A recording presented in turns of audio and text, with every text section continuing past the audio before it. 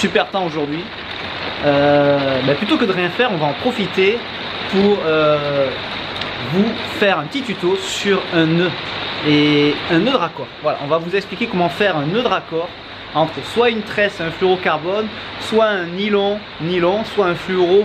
Voilà, ça fait un moment qu'il y a pas mal de personnes qui voulaient voir un nœud facile, simple à utiliser. Et aujourd'hui, on va prendre le temps. Donc, je vais prendre mes deux fils, je les mets côte à côte. Ok.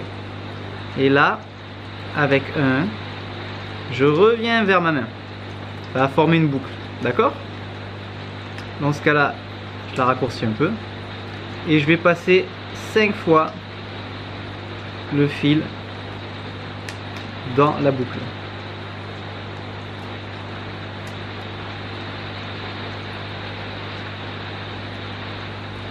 Ok, je passe 5 fois. Et là, je tire. Ça fait un bourrelet, on est d'accord? Et je vais faire exactement la même chose de l'autre côté. Donc là, j'ai mon bourrelet. Je fais une boucle. Et je passe 5 fois à l'intérieur.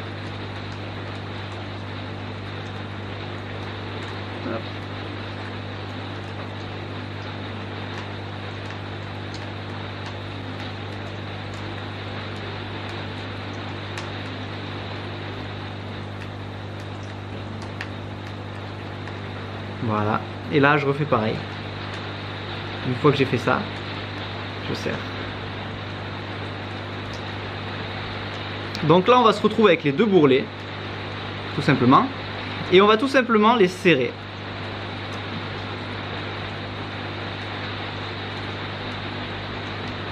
Ça y est, c'est fini. Donc on voit clairement que les deux bourrelets n'en font plus qu'un. Et là, une fois que j'ai bien serré, je peux couper à ras. Et voilà.